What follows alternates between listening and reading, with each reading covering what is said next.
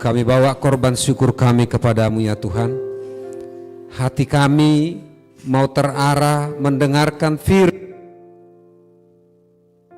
Tuhan, sebab kami siap mendengarkan-Mu. Engkaulah yang memberitakan pembebasan, Engkaulah yang membawa pembebasan dan kemerdekaan kepada kami. Berita dari firman-Mu kami terima hari ini yang memberkati kami. Roh Kudus menolong kami semua. Roh Kudus menolong hamba-Mu sehingga sampai kepada maksud Tuhan firman ini dan kehendak-Mu yang terjadi dalam nama Tuhan Yesus Kristus. Kami berdoa dan mengucap syukur. Semua orang percaya kita katakan amin. Haleluya. Silakan duduk.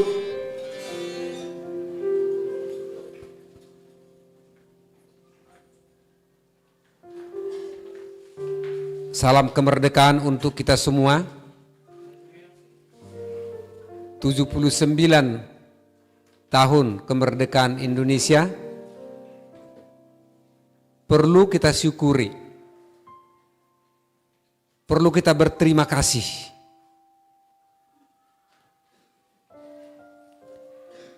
Bahwa Indonesia menentukan nasibnya sendiri, tujuannya sendiri, kesejahteraannya. Dan itu asal berkat Allah yang Maha Kuasa. Maka Indonesia menyatakan dengan ini kemerdekaannya. Alinea ketiga, pembukaan Undang-Undang Dasar 45. Dan setelah kita teliti punya teliti, penjajahan yang paling berbahaya bukan penjajahan negara dengan negara lain, tapi ada penjajahan yang sangat berbahaya yang membawa manusia selama-lamanya di bawah hukum dosa sampai neraka. Itu penjajahan yang paling berbahaya. Dan itulah yang akan kita dengarkan firman Tuhan. Siapakah penjajahan itu dan siapakah yang membebaskan kita dari penjajahan itu? Yang memberikan kita kabar baik kepada orang-orang miskin, das. Dan tahun rahmat Tuhan telah tiba. Tahun Yobel, yaitu Tuhan Yesus. Haleluya. Kita baca firman Tuhan yang memberkati kita hari ini, yang tertulis dalam Lukas 4 ayat 18 sampai dengan 19, dan kita bangkit semua berdiri menghargakan firman Tuhan. Roh Tuhan ada padaku, oleh sebab Ia aku untuk menyampaikan kabar baik kepada orang-orang miskin, dan Ia telah mengutus aku untuk memberitakan pembebasan kepada orang-orang tawanan dan penglihatan bagi orang-orang buta, untuk membebaskan orang-orang yang tertindas, untuk memberitakan tahun rahmat Tuhan telah datang. Haleluya. Silahkan duduk.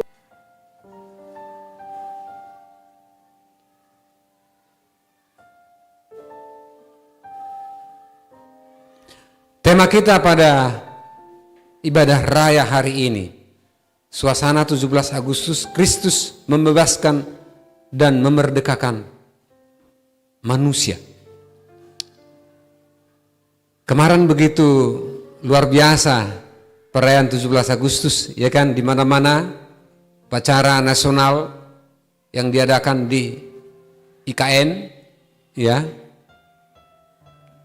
Luar biasa. Dan RT RW di mana-mana merayakannya.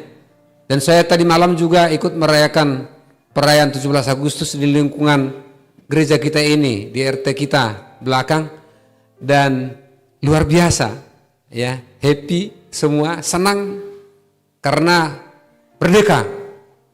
Dan puji Tuhan ketika ada door prize namanya, door prize, pintu yang diketuk, door prize.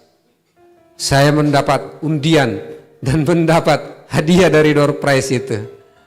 Itulah enaknya paguyupan, itulah enaknya silaturahim, itulah enaknya persahabatan.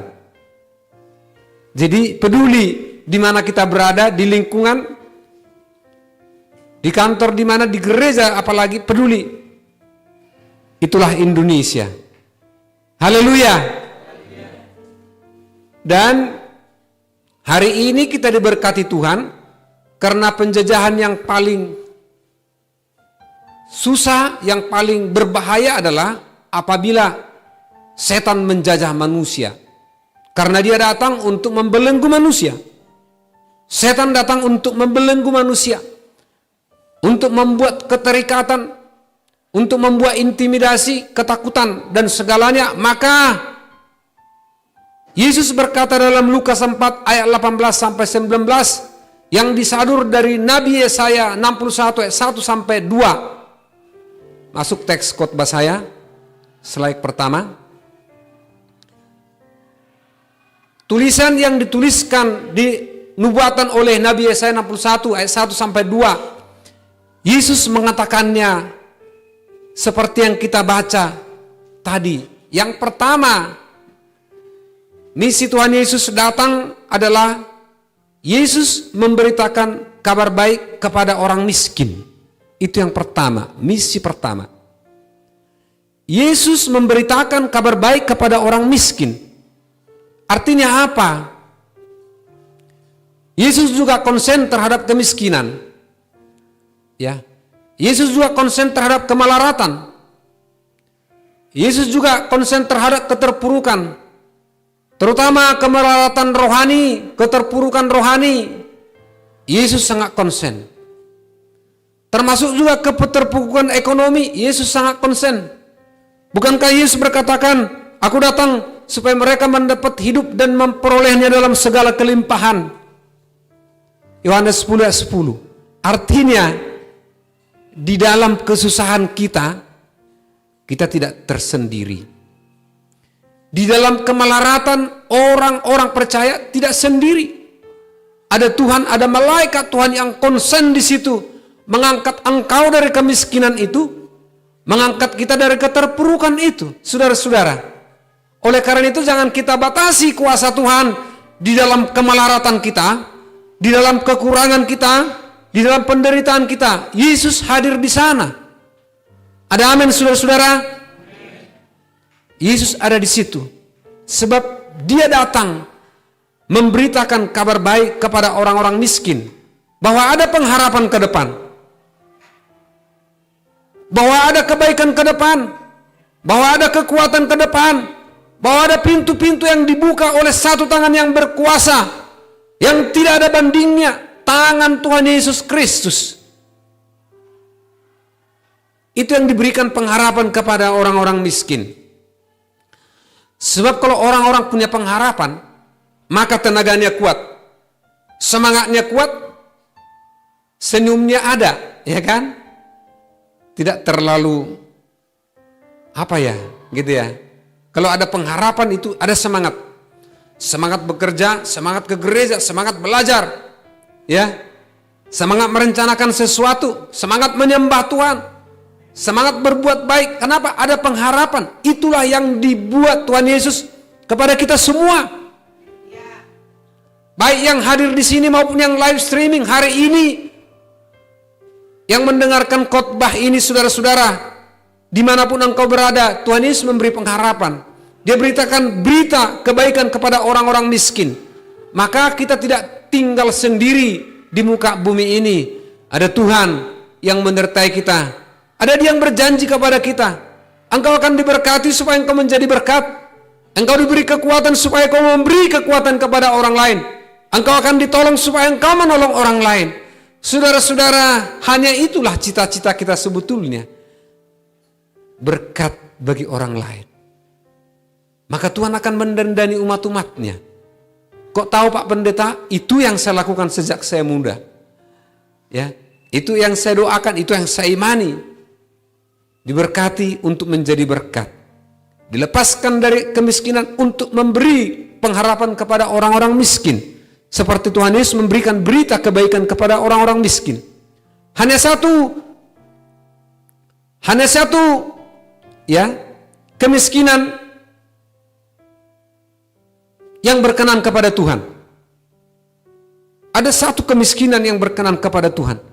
Sewaktu Yesus berkhotbah dalam Matius 5 ayat 3, itu yang pertama tentang kata berbahagia. Ada beberapa kata berbahagia yang dikhotbahkan Tuhan Yesus.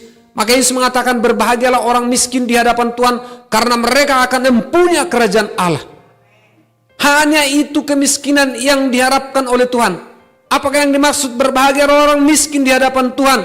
Adalah kita miskin rohani, artinya kita berharap bergantung kepada Tuhan. Kita selalu butuh Tuhan setiap hari. Ketika kita dibanting masalah, kita bergantung kepada Tuhan. Ketika engkau diberkati Tuhan, engkau juga bergantung kepada Tuhan.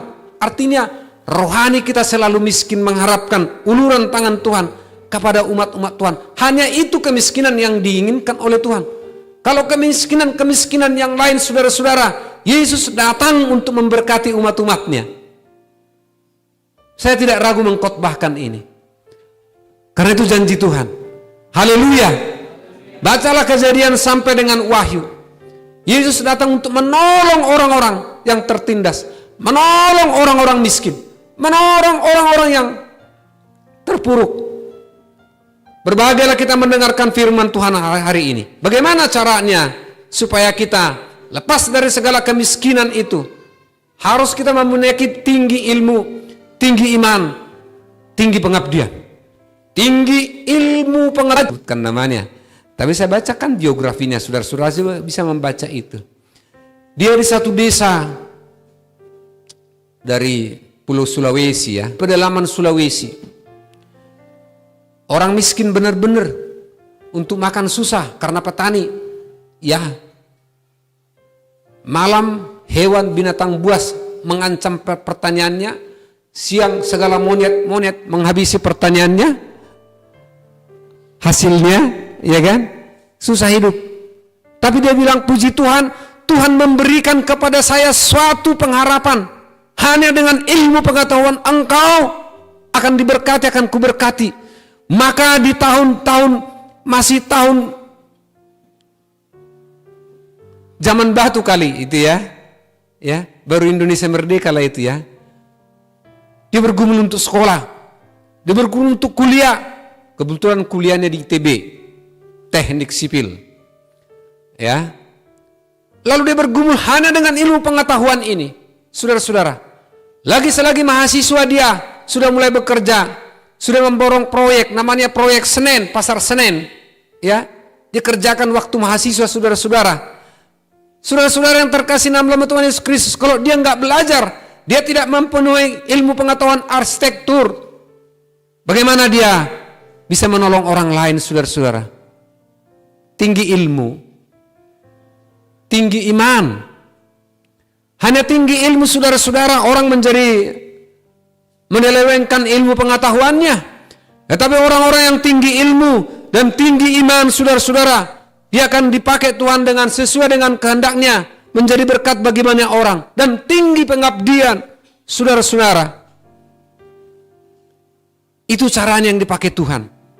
Itu sebabnya karunia Roh Kudus yang pertama adalah hikmat pengetahuan. Urutan yang pertama. Tidak sembarang itu urutan dibuat oleh Tuhan. Artinya, kita yang mendengarkan firman Tuhan hari ini, Yesus memberitakan kabar baik kepada orang-orang miskin, miliki tinggi ilmu, tinggi iman, tinggi pengabdian. Jadi mulai besok, orang-orang yang malas belajar, orang yang malas membaca buku, ya, belajar, baca buku. Sampai hari ini saya membaca buku. Kalau saudara-saudara datang ke rumah saya, bahkan ada 2 tempat perpustakaan saya, di lantai 1 dan di lantai 2. Boleh datang dan boleh sumbangkan buku di sana, tulis namamu. Haleluya. Kita akan membuat perpustakaan juga nanti di belakang sana, ya, di gereja ini, masing-masing membawa buku. Tapi dibaca dulu buku itu. Jangan disumbangkan buku nanti di gereja nggak dibaca, dikasih, ya orang lain juga nggak baca, ya. Tinggi ilmu, tinggi iman, tinggi pengabdian. Hanya tinggi ilmu, tinggi iman, tidak ada pengabdian, itu namanya egois. Dia jago sendiri, dia hebat sendiri. Lah, nggak ada manfaatnya. Mana tetesan-tetesannya, kan begitu, ya. Haleluya. Roh Kudus akan menolong kita, apalagi youth, anak muda, menangkap pesan Tuhan ini. Sebab engkau tidak akan menjadi orang-orang biasa-biasa saja. Engkau akan menjadi orang luar biasa dipakai Tuhan. Engkau jangan ragu dengan itu, karena untuk itulah Tuhan memanggil engkau datang ke bumi ini memberikan kabar, memerdekakan orang-orang. Supaya kita merdeka, supaya kita tidak dijajah kemiskinan, supaya kita tidak dijajah oleh kebodohan, supaya kita tidak dijajah oleh keterpurukan. Saudara-saudara, Yesus yang dahsyat membebaskan itu. Bagaimana caranya? Ada kemauan kita, keinginan kita untuk itu. Sebab Yesus membebaskan, khotbah apapun saya khotbahkan, ketika engkau tidak berkeinginan menangkap firman ini, maka tidak akan sampai kepada tujuannya. Tetapi setiap orang hati yang menangkap firman ini, bahwa Yesus datang ke bumi ini memberikan kebebasan, memerdekakan kita. Saudara-saudara, Roh Kudus akan menolong itu di hati saudara, dan saudara akan berjalan dengan tegap. Saudara-saudara tidak akan tunduk terus. Orang-orang yang tunduk terus karena ketakutan, tapi hari ini Yesus memberikan kebebasan, kelepasan kepada kita. Katakan haleluya. Yang kedua, Yesus memberikan pembebasan kepada orang-orang tawanan. Ditawan, saudara-saudara. Manusia itu sudah ditawan. Berbahagialah saudara-saudara yang mengenal Tuhan Yesus, yang mengenal Allah. Berbahagia saudara-saudara yang ada di tempat ini. Karena kita menjadi tawanan-tawanan Tuhan. Ya, lagu pujian suka-sukamu Tuhan. Ya, kita masuk kepada hadirat Tuhan. Ketika ada orang yang kerasukan setan di Gerasa itu ya. Begitu datang Tuhan Yesus ke situ, orang itu mengatakan, Yesus, mengapa engkau datang ke sini? Setan itu juga kenal Yesus. Jadi kita tidak hanya sekadar kenal Yesus, tetapi ada persekutuan pribadi, kedekatan pribadi, perjumpaan kita dengan Tuhan Yesus. Tidak hanya tahu, tidak hanya kenal, setan juga kenal Tuhan Yesus. Maka dia bilang, kenapa engkau datang ke sini? Dia udah gelisah begitu datang Tuhan Yesus.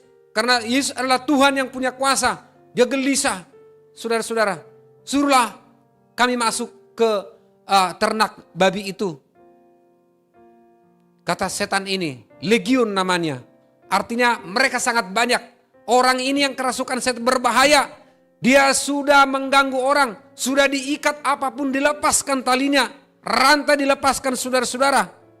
Dilepas. Ketika Tuhan Yesus datang, maka penjajah itu, setan itu masuk ke babi dan lari masuk ke laut. Saudara-saudara, lalu baiklah orang itu seketika itu saudara-saudara. Sehatlah dia, berterima kasih kepada Tuhan, dan dia memberitakan kejadian itu kepada orang-orang sekampungnya. Kalau sekarang mungkin kalau ada medsos, dia langsung taruh itu IG. Saya dilepaskan oleh Tuhan Yesus. Masuk di YouTube-nya. Masuk di Facebook-nya. Waktu itu belum ada. Jadi dia door to door. Akulah yang ditakuti orang terdahulu. Tapi aku sudah dibebaskan Tuhan Yesus dari setan. Aku sudah merdeka, aku sudah sembuh. Saudara-saudara yang terkasih dalam nama Tuhan Yesus Kristus. Zaman ini saat setan merusak pikiran manusia. Kalau dulu orang banyak kerasukan dibuat setan, sekarang strateginya bukan begitu. Ya, bukan kerasukan-kerasukan lagi dibuat, tetapi pikiran manusia diremak oleh dia, diperdaya oleh setan. Saudara-saudara, sadar tak sadar itu yang terjadi saat ini, maka banyak orang yang stres. Tidak sadar itu saudara-saudara. Sepermil sekarang beralih pikiran kita, maka di ujung sana akibatnya luar biasa, dampak buruknya saudara-saudara. Awalnya biasa-biasa saja. Ingat strategi setan, merusak pikiran manusia, menakut-nakuti manusia, membuat terikat kepada satu hal yang Tuhan tidak berkenan. Saudara-saudara, hari kemerdekaan Tuhan Yesus membebaskan engkau, membebaskan saya, membebaskan kita semua dari hal-hal tersebut. Jadilah kita merdeka dalam Tuhan. Identifikasi cara berpikirmu, identifikasi tindak lakumu hari ini. Jangan masuk di wilayah itu. Masuk di wilayah Tuhan. Ada dua renungan kita dalam hidup ini dan pengembangan gereja ini. Yang pertama adalah biarlah Roh Kudus leluasa bekerja di gereja ini. Yang kedua, biarlah kita melakukan kehendak Tuhan di gereja ini dan di hati kita, di rumah tangga kita. Kalau dua poin ini menjadi topik doa kita saudara-saudara, gereja pasti dahsyat. Saudara-saudara kan pasti dahsyat, saudara-saudara. Luar biasa. Welcome the Holy Spirit. Dan kita melakukan apa yang menjadi perkenanan Tuhan. Dahsyat mengikut Tuhan. Dia akan membebaskan tawanan-tawanan kebodohan. Karena orang bodoh tidak akan bisa beralih kelas. Ya. Orang bodoh tidak akan bisa naik kelas-kelas apapun itu. Termasuk kelas ekonomi, termasuk kelas apapun itu. Ya. Dia membebaskan tawanan kebiasaan buruk, saudara-saudara. Ada manusia yang terikat dengan kebiasaan-kebiasaan yang sangat buruk sekali. Yang mengganggu dia. Ya, ada orang yang terikat dengan katakanlah minuman keras. Mau minuman keras, mau minuman lembut, mau lembut apapun namanya alkohol ya kan. Iya kan? Ada kebiasaan-kebiasaan teruk lagi, ada lagi yang lebih buruk, terikat dengan narkoba saudara-saudara. Itu sudah merusak otak manusia saudara-saudara. Tidak ada kepedulian lagi, dia menghayal dia seperti orang terkaya di dunia, hayalannya saja. Keropos jiwanya, keropos mentalnya saudara-saudara. Tuhan Yesus membebaskan itu daripada kita semua. Bebas dari itu. Lalu bagaimana saudara-saudara yang saya alami hidup bersama-sama dengan Tuhan. Ada kekuatan baru yang selalu diberikan Tuhan. Ketika saya berkhotbah ada kekuatan yang luar biasa. Mempersiapkan khotbah, mengunjungi orang-orang percaya. Ya, mengerjakan pekerjaan Tuhan, hal-hal sosial kebaikan. Ada kekuatan yang berlimpah-limpah dibuat Tuhan. Yang dihibur Tuhan melebihi dari segalanya saudara-saudara. Melebihi dari segalanya. Kok tahu kita alami? Kalau kita nggak mengalami bagaimana kita mengkhotbahkan dan menyampaikannya saudara-saudara. Haleluya. Yesus akan membebaskan setiap itu dari kehidupan kita. Supaya hidup kita benar, supaya hidup baik diberkati oleh Tuhan dan masuk surga. Setan menjajah manusia supaya dia terpuruk terikat, supaya dia masuk neraka.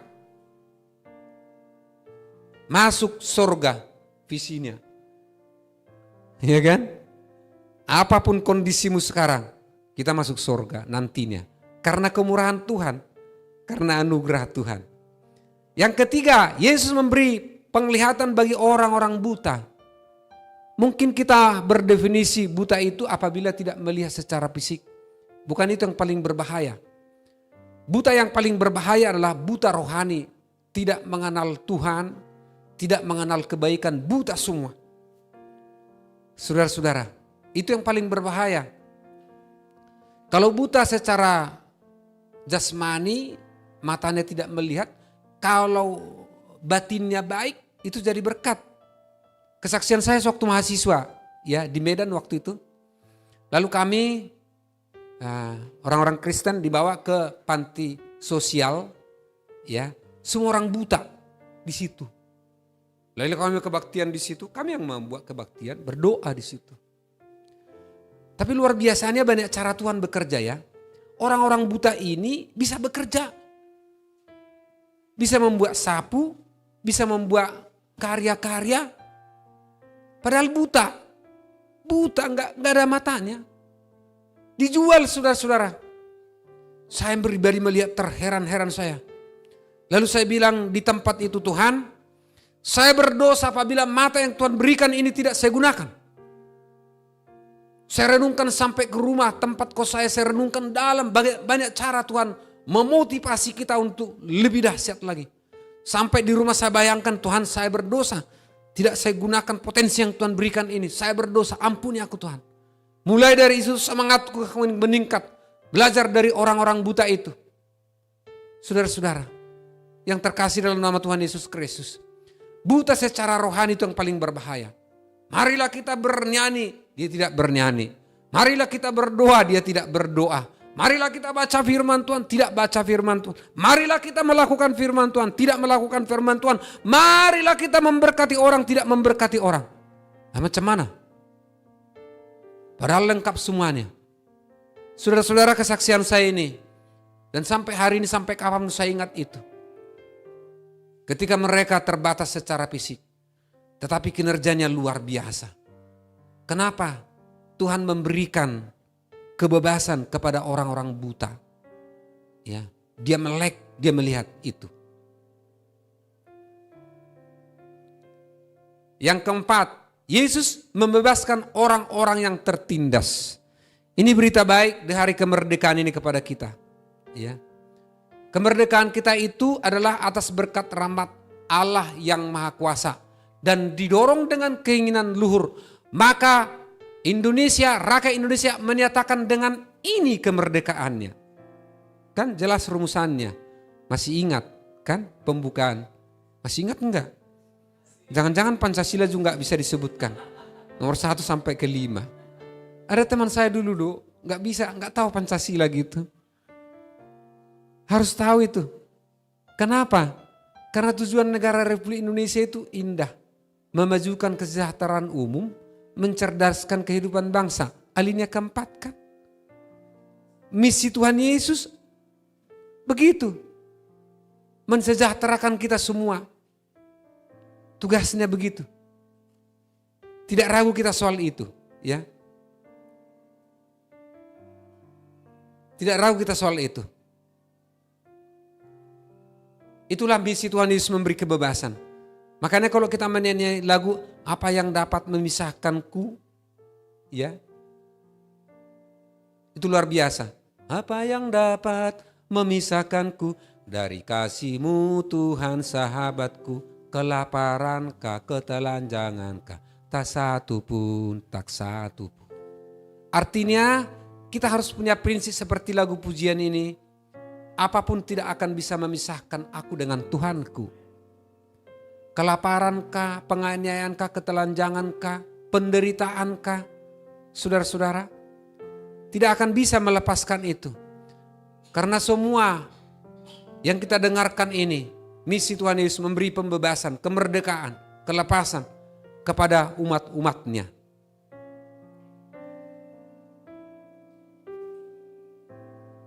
Yang kelima, ya. Tuhan telah tiba, tahun rahmat Tuhan telah datang. Tahun rahmat Tuhan telah datang. Tahun rahmat Tuhan itu artinya tahun pembebasan. Itu kedatangan Tuhan Yesus. Kalau di dalam sistem penanggalan Ibrani, tahun ke-50, bukan hari ke-50 ya. Tahun ke-50 itu disebut tahun Yobel. Artinya tahun pembebasan, dibebaskan, dimerdekakan. Itu penanggalan tahun Yahudi. Lalu pertanyaannya, siapakah tahun Yobel itu bagi kita perjanjian baru orang Kristen? Tahun Yobel pembebasan itu adalah Tuhan Yesuslah penggenapan tahun Yobel itu. Dialah pembebasan itu. Yang membebaskan kita. Itu sebabnya dalam Yohanes 8 ayat 36, slide yang keempat. Yohanes 8 ayat 36 dikatakan, jadi apabila anak itu memerdekakan kamu, kamu pun benar-benar merdeka. Apabila Yesus memerdekakan kita, maka kita merdeka. Merdeka dari mana? Yesus memberi kabar baik kepada orang-orang miskin. Merdeka dari kemiskinan itu. Yang memerdekakan itu. Mungkin kita berkata, Pak Pendeta, saya untuk hidup susah. Jangankan untuk traveling ke Eropa, makan pun saya susah. Ingat, percaya kepada Tuhan Yesus. Berdoa kepada generasi-generasimu, anak cucumu turun-temurun. Tuhan tolong. Itu kemurahan Tuhan. Tahun Yobel, kehendak Tuhan. Ya, jangan putus pengharapanmu. Saya generasi Situmorang derajat ke-17. Ya, orang Batak tahu derajatnya. Generasi ke-17. Saya tidak tahu generasi 1 sampai generasi 16 bagaimana. Tapi ketika saya anak muda, saya tetap berdoa, Tuhan, Engkaulah yang merubah sejarah. Dan Engkau yang membuat sejarah. Begitu. Artinya apa? Miliki iman kepada Tuhan Yesus Kristus. Miliki iman, anak-anakmu diberkati oleh Tuhan. Anak cucumu diberkati oleh Tuhan. Bagaimana caranya? Hargai Tuhan, hargai sesama manusia. Itu aja. yang paling inti caranya. Kalau kita sudah menghargai Tuhan, menghormati Tuhan, fokus pertama kepada Tuhan, cari dahulu kerajaan Allah, maka segalanya akan ditambahkan kepadamu. Misi gereja yang pertama, hargai sesama manusia. Siapapun manusia itu saudara-saudara kita hargai. Tim kerjamu hargai, atasanmu hargai, semua hargai. Orang-orang yang menghargai orang lain saudara-saudara, akan balik penghargaan itu kepadanya. Tapi orang-orang yang sombong, yang cuek saudara-saudara, itu dosa yang paling besar. Kesombongan itu saudara-saudara. Mari hargai satu dengan yang lain. Style menghargai saudara-saudara. Pertama menghargai Tuhan. Kalau bahasa teologianya mengasihi Tuhan, ya kan? Mengasihi sesama. Kalau bahasa yang gampang ditangkap dan dimengerti, hargai Tuhan. Hargai ibadah, hargai persekutuan, hargai firman Tuhan, hargai sesama manusia. Lawanmu pun kau hargai. Ya. Bukankah yang terjadi lawan menjadi kawan? Tapi kawan jangan jadi lawan lagi. Nah itu yang terjadi kan? Ini kemerdekaan 17 ke-79. Apa yang kita lihat di dalam panggung politik yang luar biasa di Indonesia ini. Luar biasa kan? Luar biasa. Kita tiru bapak-bapak kita itu. Bapak-bapak bangsa. Bapak-bapak rohani. Terutama Tuhan Yesus Kristus. Ya. Diberikan kebebasan kepada orang miskin. Hargai Tuhan. Hargai sesama manusia. Yesus yang memerdekakan dari tawanan. Ini sebagai kesimpulan-kesimpulan khotbah. Ya. Caranya bagaimana? Tawanan-tawanan iblis membawa manusia ke neraka, membawa manusia kepada keterikatan. Firman Tuhan mengatakan, lawanlah iblis, maka ia akan lari daripadamu.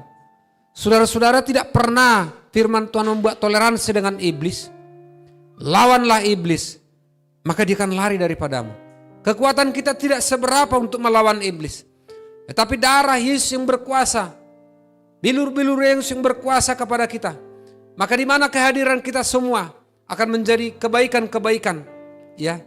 Jadi kalau engkau digoda untuk hal-hal yang tidak baik, lawan dia. Harus ada perlawanan dari kita. Jangan hanya berdoa, Tuhan jauhkan aku. Harus ada dari diri kita untuk melawannya. Kenapa Yusuf dan para rasul tidak kesepian di dalam kesengsaraannya? Ini menjadi refleksi bagi kita. Karena orang kan sekarang mencari supaya tidak kesepian. Ini, itu. Pertanyaan saya, kenapa Yusuf dan para rasul dalam melaksanakan tugas panggilan itu tidak kesepian? Kalau dia kesepian, kalau jiwanya kosong, dia tidak bisa melaksanakan misi Tuhan. Saya percaya Yusuf dan para rasul itu gembira dan senang sekali. Yang tidak dialami manusia lain. Dia gembira, dia happy, dia senang. Ya. Kenapa? Orang-orang yang bergaul karib dengan Tuhan, ada kegembiraan, ada sukacita, ada kedamaian, melebihi segala apa yang ditawarkan dunia ini. Percaya, lakukan ini. Maka tidak ada kesepian bagi orang-orang yang bergaul dengan Tuhan. Happy-happy saja, senang-senang saja, dan tidak ada taranya dengan kegembiraan yang ditawarkan dunia ini. Itu luar biasa. Itu modal yang cukup luar biasa mengantarkan engkau menjadi orang besar. Mengantarkan engkau menjadi orang sukses, saudara-saudara. Itulah yang dilakukan Yusuf. Baik di penjara itu dia dipenjarakan. Bayangkan bos yang memenjarakan dia. Pimpinan republiknya mereka yang memenjarakan dia. Tapi kalau Tuhan bisa mengatakan engkau akan berkat, lepas dari situ. Kalau Tuhan sudah berkata, itu akan terjadi. Ini harus kita pegang firman Tuhan. Tuhan berjanji berkati, diberkati. Pegang janji itu saudara-saudara. Jangan ragu soal itu. Para murid-murid itu di penjara dia senang-senang saja. Dia didesak, dia senang-senang saja, dia gembira.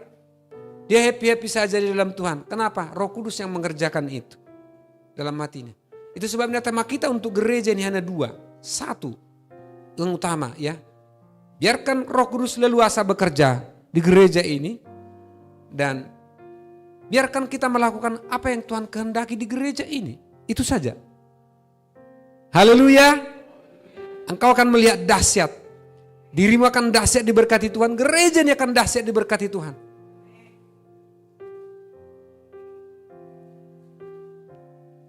Yesus memberi penglihatan bagi orang-orang buta. Caranya bagaimana?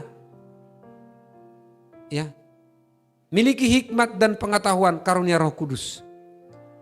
Kita miliki hikmat pengetahuan. Seperti yang saya sampaikan tadi, ya belajar. Jangan tidak belajar. Sekolah, jangan tidak sekolah. Setidaknya kalian ingat lagunya Nahum Situmorang. Ya. Anak kokido hamoraun dia. Oma eti artinya, anakku itu kebanggaan, kekayaan bagi saya. Apapun saya akan perjuangkan dia sekolah. Itu harus menjadi tekad gereja ini. Jangan lihat uangmu tidak ada, tapi tekadmu. Karena begitu caranya untuk melek dari buta huruf.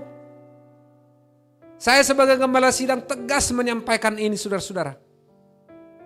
Begitulah cara Tuhan menolong kita semua dan cara-cara yang lain. Miliki hikmat dan pengetahuan sebagai Roh Kudus, dari Roh Kudus, yaitu ilmu, hikmat dan pengetahuan. Yesus membebaskan orang-orang yang tertindas. Caranya bagaimana? Miliki iman kepada Tuhan. Miliki iman. Jadilah kepadamu seperti yang kau imani. Yesus berkata demikian. Namanya hukum iman.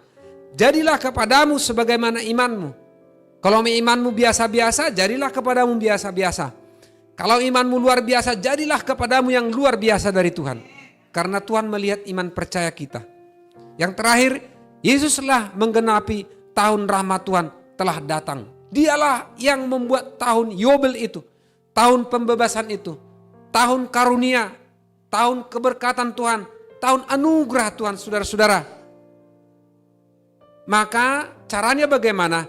Kita minta selalu kasih karunia dari Tuhan Yesus. Bukan karena kebaikan kita semata-mata, tapi Tuhan berkenan. Saya berdoa untuk gereja ini, untuk anggota jemaat begitu. Untuk keluarga saya begitu. Tuhan, bukan karena kebaikan kami semata-mata, tapi anugerah Tuhan, kasih Tuhan. Bukankah Tuhan itu identik dengan kasih? Saudara-saudara, itulah yang membimbing kita, itulah yang membebaskan kita, itulah yang membesarkan kita. Yesuslah yang memberkati kita semua. Sebagai penutup daripada khotbah ini, ya, WL, para singer maju ke depan. Kita akan berdoa, ya. Musik. Sebagai penutup daripada khotbah ini, milikilah Tuhan Yesus melebihi segalanya. Sebab dialah Alfa dan Omega. Dialah yang awal dan dialah yang akhir. Itulah modal kita di dunia ini. Sampai ke surga nanti.